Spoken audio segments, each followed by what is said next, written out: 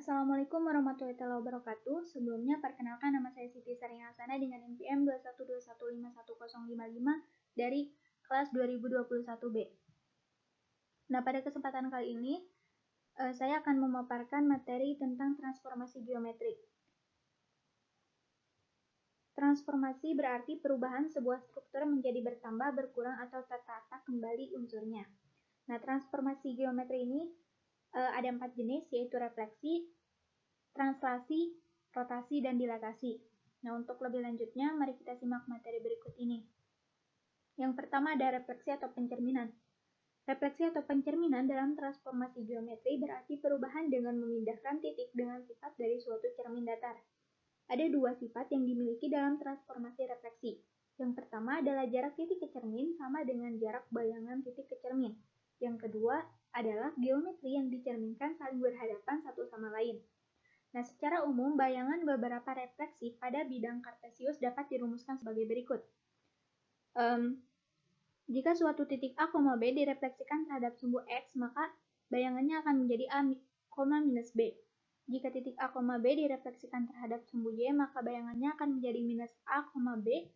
Jika titik A, B direfleksikan terhadap titik asal 0,0, maka bayangannya akan menjadi minus A, minus B.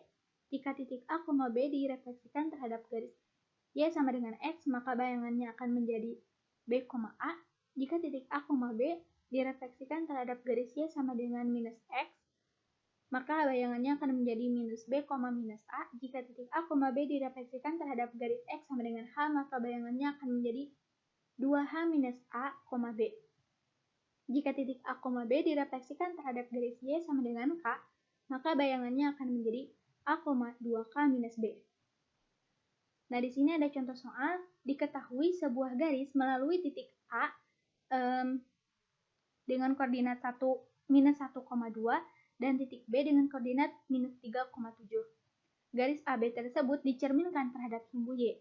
Jika bayangan garis AB adalah garis A aksen B aksen, maka garis tersebut melalui titik apa?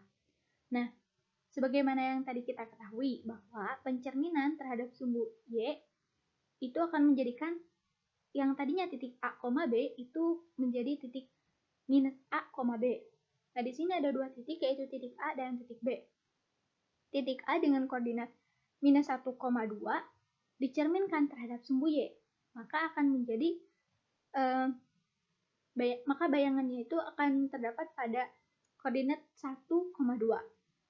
Jika sedangkan titik B minus 3,7 dicerminkan terhadap sumbu Y, maka bayangannya itu akan berada pada koordinat 3,7. Yang selanjutnya, yang kedua itu ada translasi atau pergeseran. Translasi atau pergeseran merupakan jenis dari transformasi geometri di mana terjadi perpindahan atau pergeseran dari suatu titik ke arah tertentu di dalam sebuah garis lurus bidang datar. Akibatnya, setiap bidang yang ada di garis lurus tersebut juga akan digeser dengan arah dan jarak tertentu. Nah, translasi pada dasarnya hanya mengubah posisi, bukan bentuk dan ukuran dari bidangnya. Rumus umum dari translasi ini yaitu jika suatu titik P, X, Y ditranslasikan oleh titik T, A, B, maka bayangan titik P itu akan menjadi X plus A, Y plus B. Di sini ada satu contoh soal di mana sebuah titik B dengan koordinat 1,2 ditransformasikan dengan translasi minus 3,4 dan dilanjutkan dengan translasi minus 2, minus 6. Maka koordinat bayangan titik B adalah yang pertama, kita translasikan dulu titik B dengan koordinat 1,2 ini oleh minus 3,4. Sehingga kita peroleh bayangannya itu adalah 1 plus minus 3,2 plus 4 sama dengan minus 2,6. Lalu, setelah kita ketahui bayangan itu, kita translasikan lagi bayangan tersebut, yaitu minus 2,6 oleh minus 2, minus 6. Sehingga kita memperoleh bayangannya itu adalah minus 2 plus minus 2, 6 plus minus 6, yaitu 4,0. Nah, yang selanjutnya, yang ketiga itu ada rotasi atau pemutaran. Rotasi atau juga dikenal dengan perputaran dalam transformasi geometri sesuai dengan namanya berarti sebuah perputaran yang ditentukan oleh titik pusat rotasi, arah rotasi, dan juga besar dari sudut rotasi. Prinsipnya adalah memutar terhadap sudut dan titik pusat yang memiliki jarak yang sama dengan titik yang diputar. Karena hanya berputar, maka transformasi ini tidak mengubah bentuk atau ukuran dari sebuah bidang.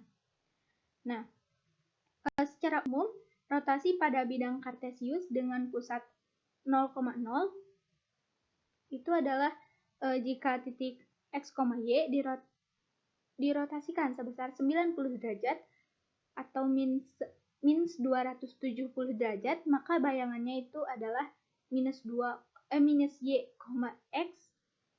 Jika x, y dirotasikan sebesar 180 derajat atau minus 180 derajat, maka bayangannya itu minus x, minus y.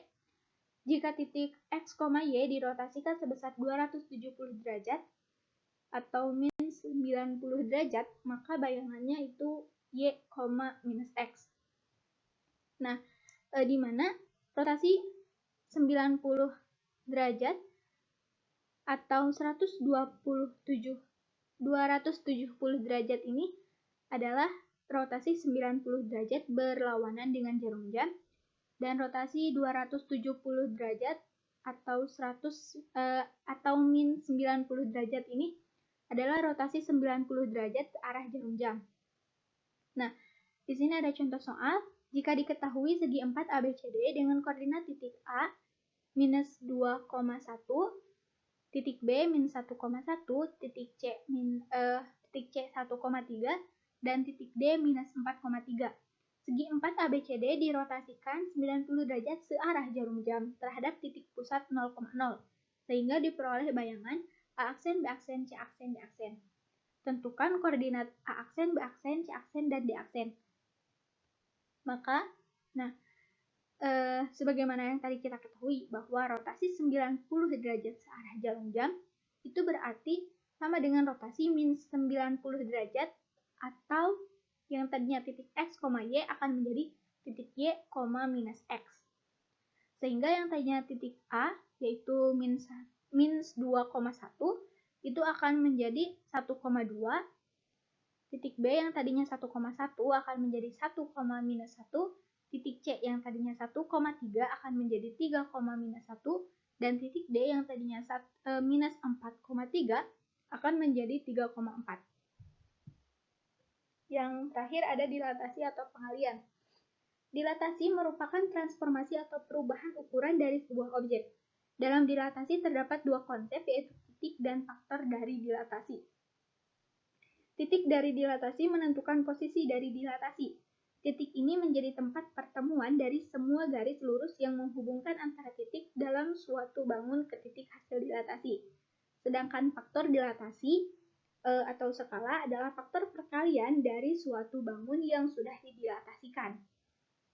Nah, misal ada titik x, y yang didilatasikan terhadap 0,0 dengan skala K, maka bayangannya itu akan menjadi Kx, Ky. Jika x, y dengan didilatasikan terhadap A, B dengan skala K, maka bayangannya itu akan menjadi A plus K dikalikan X minus A, B plus K dikalikan Y minus B.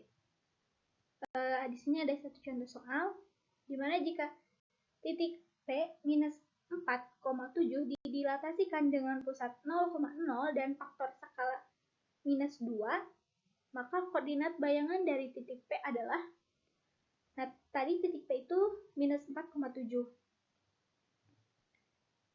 Karena tadi didilatasikan terhadap titik 0,0 dengan skala minus 2, maka bayangannya itu akan menjadi minus 2 kali minus 4, minus 2 kali 7, yaitu 8,14.